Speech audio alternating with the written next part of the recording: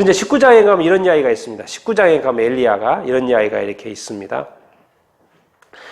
자, 이세벨이 뭐요? 누구를 죽이려고 그래요, 이제? 엘리야를 죽이려고 그러는 거예요. 그러니까 엘리야가 어떻게 해요? 도망가요.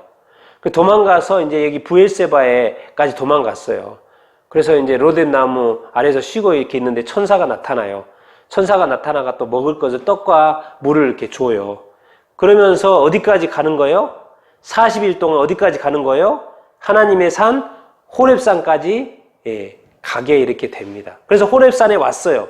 우리 호렙산 무슨 산이에요? 우리가 시내산이라고 그러죠. 시내산. 그래서 여호와의 말씀이 이제 시내산에 딱 40일 걸려서 도착을 했더니 여호와의 말씀이 엘리야에게 임해요. 뭐라 그래요?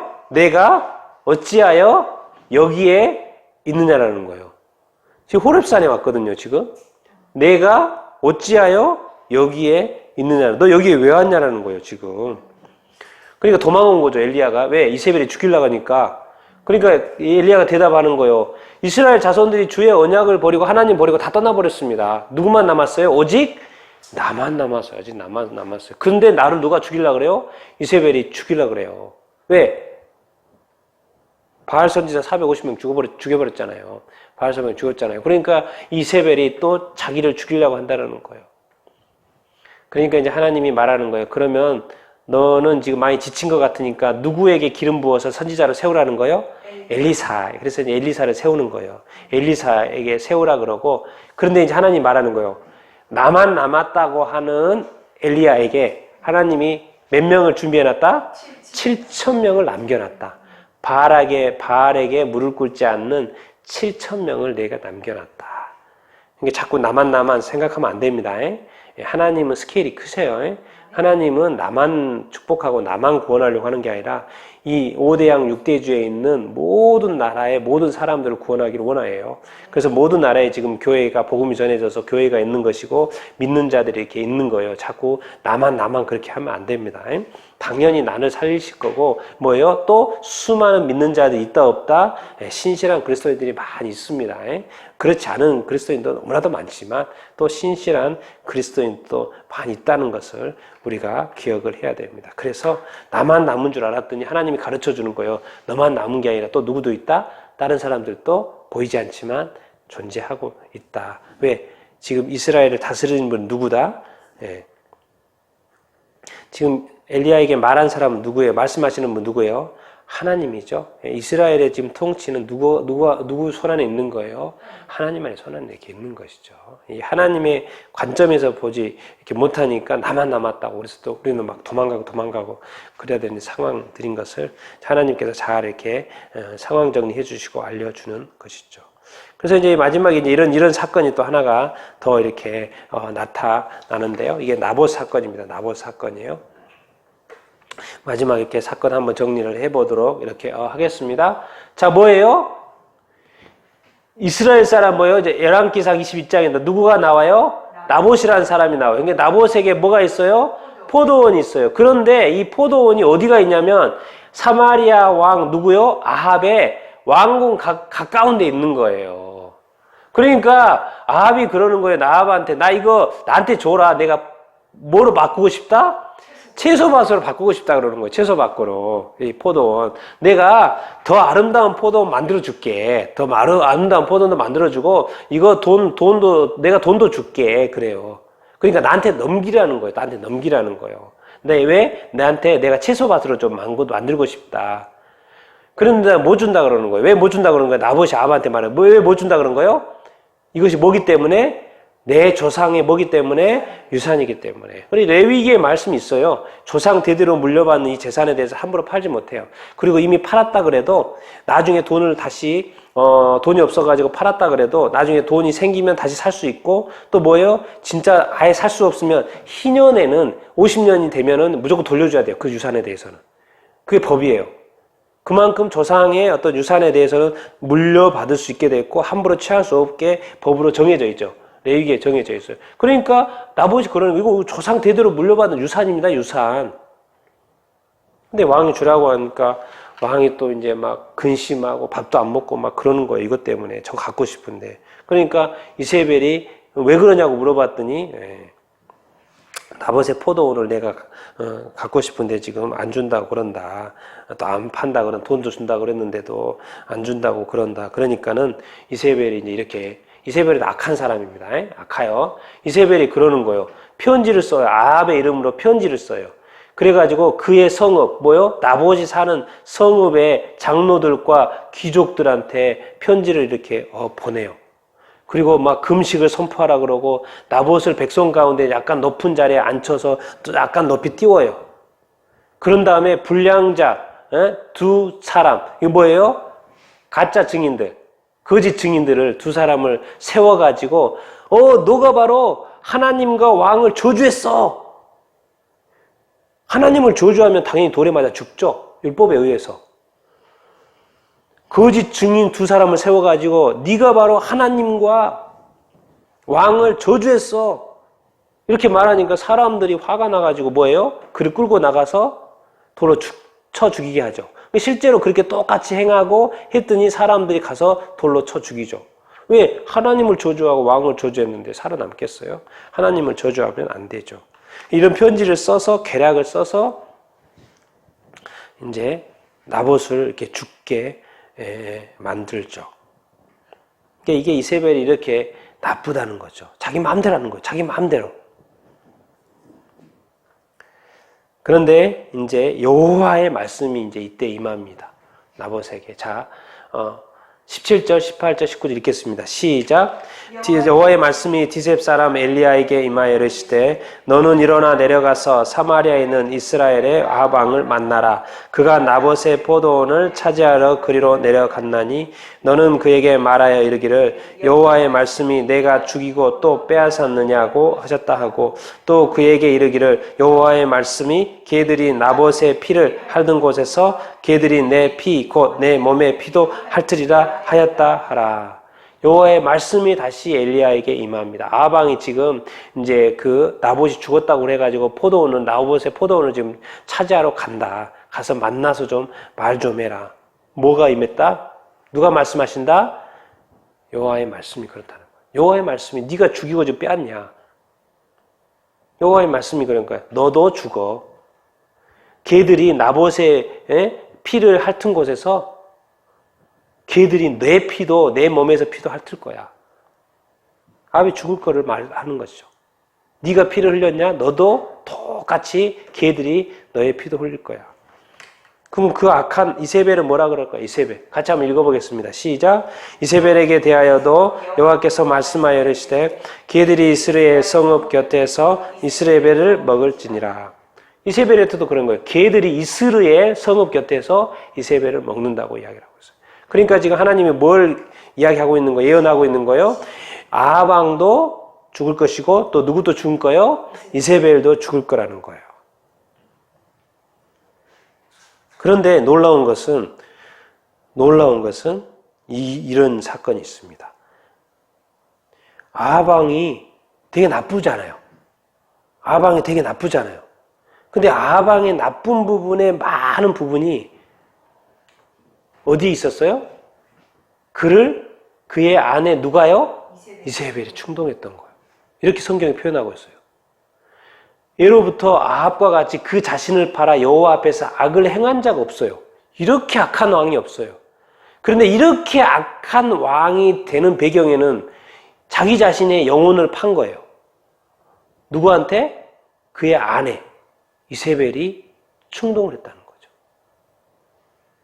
이런 게 이제 우리가 알아야 되는 충동질하고 누군가를 선동질하고 이게 공산주의가 누군가를 선동질하잖아요. 그래서 자기가 손으로 안 죽여 다른 그 선동질에서 그 사람 무리로 하여금 다른 사람을 죽이게 하잖아요. 누군가를 자꾸 충동질하고 선동질을 해가지고 사람을 죽여요. 그러니까 이렇게 하고 있어요. 그러니까 아내가 충동질했다는 거예요. 그러니까 아합이 이 모든 말씀을 들었어요. 이제 엘리야의 말씀을 들었어요. 자기가 어떻게 될 거라는 것을. 그런데 놀랍게도 이 아합이 그의 옷을 찢고 굵은 배로 몸을 동이고 금식하고 굵은 배에 누우며 풀이 죽어 다니는 거. 뭔 말이야 이게 지금? 회개하는 거예요. 이 악한 아합 왕이 하나님의 말씀을 듣더니 엘리야를 통해 듣더니 뭐예요? 회개할 줄 아는 거예요. 회개할 줄 아는 거예요. 이건 아합 왕이 회개했다는 것도 놀랍고, 그런데 더 놀라운 것은 이 말이에요. 여호와의 말씀이 누구한테 임해요? 엘리야한테 임해가지고 뭐라고 하냐면 아합 왕에 대해서 아합이 뭐예요? 내 앞에서 뭐 했다? 겸비했다라는 거예요. 그 말은 뭔 말이죠? 겸손해졌다는 거예요. 자기 자신을 낮췄다는 거예요. 뭐 했다는 거죠? 아합 왕이 자기의 죄에 대한 이야기를 듣고 뭐 했다는 거예요? 회개했다는 거예요. 회개했다는 거예요. 그러니까 그토록 악한 아합 왕이었는데 회개하니까 하나님이 용서해줘요? 안 해줘요? 해준다는 거예요. 그게 여기서 지금 우리가 깨달아야 될 것은 뭐가 그렇게 중요하다? 회개하는 게 중요하다는 거죠. 그것이 하나님 앞에서 하나님의 말씀에 비추어서 죄일 때는 뭐 해야 된다? 뭐가 중요하다? 회개해야 된다. 자기 자신을 낮추고 자기 자신을 부인하고 뭐예요? 하나님 앞에 회개할 수 있어야 된다. 이 악한 아합 왕도 이렇게 하나님한테 회개했더니 하나님이 그것을 용서해주고 받아줘요. 그래서 재앙을 내리시기는 내리시기인데 자기 시대에는 하지 않고 뭐예요? 그 아들의 시대에 그 집안에 재앙을 내립니다. 그러니까 여기서 이제 우리가 발견해야 될 것은 하나님은 뭐예요? 이 악한 자도 회개하면 용서한다 안 한다? 용서하신다. 이게 에스겔서 말씀인 거죠. 에스겔서 18장. 같이 한번 읽어보겠습니다. 시작. 주 여호와의 말씀이니라. 이스라엘아, 내가 너희 각 족속이 각 사람이 행한 대로 심판할지라. 너희는 돌이켜 회개하고 모든 죄에서 떠날지어다. 그리한즉 그것이 너희에게 죄악의 걸림돌이 되지 아니하리라. 너희는 너희가 범한 모든 죄악을 버리고 마음과 영을 새롭게 할지어다. 이스라엘의 조가 너희가 어찌하여 죽고자 하느냐. 주 여호와의 말씀이니라. 죽을 자가 죽는 것도 내가 기뻐하지 아니하노니 너희는 스스로 돌이켜 살지니라. 이 하나님의 마음인 거예요. 에스겔서에서 말하는 하나님의 마음. 너희가 어찌 죽고자 하느냐. 내가 죽을 자가 죽는 것도 내가 기뻐하지 않는다라는 거예요. 하나님은 죽기 원하지 않는다는 거예요. 뭐예요? 하나님이 원하시는 거 뭐예요? 돌이켜서, 언제든지 돌이켜서, 아합 왕이 아무리 악한 죄에 빠졌을지라도 스스로 돌이키면 어떻게 한다? 살 수 있다. 살려고 해라, 살려고 해라. 그래서 이 말 쓰는 거예요. 너희는 뭐다? 이스라엘 백성아, 너희는 돌이켜서 뭐 해라? 회개해라. 그래서 뭐 해라? 모든 죄에서 떠날지라도, 모든 죄에서 떠나기 위해서 뭘 해야 되는 거예요? 돌이켜서 회개해야 된다는 거예요. 이스라엘 백성이 그걸 가르쳐 주는 거예요. 너희들이 아무리 악할지라도 회개하면, 네가 아무리 살인죄를 지었을지라도 네가 돌이켜 회개하면 용서한다 안 한다? 용서를 하신다라는 거예요. 죽으려고 하지 말고 살려고 해라는 거예요. 너희가 범한 모든 죄악을 버리고 마음과 영을 새롭게 해라. 회개해라. 돌이켜라. 이 엘리야의 이 아합 왕의 마지막 회개를 통해서 배우는 것. 또 뭐예요? 에스겔을 통해서 하나님이 하시는 말씀 뭐예요? 회개해라. 회개해라. 그러니까 우리 삶에서, 우리 교회에서, 우리 나라에서 회개할 죄들이 없는지, 우리 가정에 회개할 죄 없는지, 정말 나의 신앙이 정말 참 신앙인지, 돌이킬 일은 없는지, 죄가 있는지 항상 살펴봐야 된다는 거예요. 죄 가운데서는 죄의 삭은 뭐다? 사망이에요. 죄가 있으면서 살 거라고 생각하면 안 돼요. 우리 그리스도인들이 죄를 지으면서 나는 괜찮을 거라고 생각하면 됩니까? 안 됩니까? 절대 안 됩니다. 그러나 아니란 생각하면 안 됩니다. 하나님은 그렇게 봐주지 않아요. 회개도 안 했는데 어떻게 봐줘요? 죄를 가지고 있는데. 그러니까 죄가 발견됐을 때, 이것이 내가 또 죄라고 깨달았을 때 뭐예요? 즉각 뭐 해야 된다? 회개해야 됩니다. 돌이켜야 됩니다. 죄를 가지고서 내가 구원받는다? 죄를 가지고서 내가 뭐 천국 간다? 그렇게 안일하게 생각하면 됩니까? 안 됩니까? 절대 안 됩니다. 하나님을 그것은 만홀히 여기는 것이죠. 그러면 죄를 가지고 천국문을 통과한다는 것 자체가 이상하잖아요, 지금. 죄인이 그러면 천국 들어간다는 말이잖아요, 그게. 우리가 예수 믿고 나서도, 안 믿는 사람은 당연히 죄이니까 안 들어가지만, 예수 믿고 나서도 우리가 죄를 마음으로, 행동으로, 죄를 생각으로 지어야 안 지어요? 짓는다는 거예요. 그런 죄에 대해서 우리가 즉각적인 반응을 해야 되고, 즉각적인 해결을 해야 된다는 것입니다. 그래서 늘 마음과 영을 뭐예요? 늘 새롭게, 거룩하게 해야 된다고 주님이 말씀하고 계시는 거예요. 왜? 너희들이 구원받아야 되지 않느냐? 살아야 되지 않느냐? 영생을 해야 되느냐? 천국에 입성해야 되지 않느냐? 주님의 간절한 부탁이고 꼭 회개하기를 또 죄에서 떠나기를 이렇게 우리한테 권고하고 있는 것을 여러분들이 정말 들을 게 있는 자는 들을 수 있게 되기를 예수님의 이름으로 축원드립니다. 아멘. 자, 마지막입니다. 엘리야가 이제 이 땅에서의 삶을 마치고 엘리야는 죽어요, 안 죽어요? 예, 안 죽습니다. 이 땅에서 안 죽고 간 사람이 누가 있어요? 에녹이 있고 엘리야가 있죠. 예, 죽음을 맛보지 않았어요. 이 세상에서 죽음을 맛보지 않았어요. 왜? 에녹은 왜요? 하나님과 동행하며 살았기 때문에. 그런데 엘리야는 또 왜 하나님이 데려가실까요? 하나님의 말씀에 따라서 늘 하나님과 동행하면서 살고 있잖아요, 지금. 엘리야도 에녹과 같이 하나님과 늘 동행하고 살고 있잖아요. 그래서 이제 엘리야가 갈 때가 돼서 뭐가 어떻게 되는 거예요? 야, 엘리사를 세웠잖아요, 다음 선지자로. 그러니까 네가 나한테 한번 구해봐. 그러니까 엘리야가 뭘 구해? 엘리사가 뭘 구해요? 노란 거 한번 읽어보겠습니다. 당신의 성령이 하시는 역사가 갑절이나 내게 있게 하소서. 그러니까 엘리야가 좀 약간 당황합니다. 아무래도 구하라고 그랬지. 이런 걸 구하냐. 그런 식으로 당황스럽게 말을 해요, 사실 엘리야가. 당신의 성령. 근데 참 엘리사가 대단한 고백을 하고 있습니다. 지금 엘리야를 통해서 역사하는 것이 하나님이신데, 뭐예요? 또 뭘 보는 거예요? 당신의 뭐가 하고 있다? 당신의 성령이 하시는 역사라고. 뭔가 성령을 감지했나 봐요, 엘리사가 볼 때. 성령이 역사하셔서 엘리야를 저렇게 움직이고 있다라고 엘리사가 지금 느낀 거예요. 그러니까 당신의 성령이 하시는 역사가 갑절이나 내게 있게 하소서, 이걸 구하는 거예요. 이게 이제 갑절이나 구하니까 이제 엘리야가 약간 당황한 거죠. 그런데 그 다음 구절을 보면 뭐예요? 그 갑절이나 줘요, 안 줘요? 예, 없습니다. 증거에 불가능할 것 같은데도 성령의 갑절의 역사를, 능력을 얻어요, 안 얻어요? 얻어요. 엘리야가 너 줄 거다 그래서 받게 돼요. 그리고 나중에 제자들이 확인해요. 그 성령을 갑절이나 받았구나. 그런 표현이 있어요. 받았다는 증거죠. 그래서 우리가 여기서 이 엘리야가 그렇게 하나님과 동행하는 삶을 살 수 있었던 것은 뭐 때문이다? 하나님의 성령이 엘리야 가운데 역사했기 때문이다. 나는 여러분이 정말 이렇게 성령의 어떤 역사가 있는 삶을 살 수 있게 되기를 간절히 이렇게 축원합니다. 그리고 엘리야는 이제 불수레와 불말이 나타나가지고 두 사람을 갈라놓고 엘리야가 회오리 바람으로 어디로 가요? 하늘로 올라가겠죠. 하늘로. 하늘은 여기서 어디입니까? 헤븐이죠, 헤븐. 천국으로 하늘로 가는 것이죠. 이 땅에서 엘리야가 사명을 다 마치고 이제 이 땅에서 죽음을 맛보지 않고 이 세상의 두 사람 중에 에녹과 엘리야 이제 하늘로 산채로 올라간 거죠. 산채로.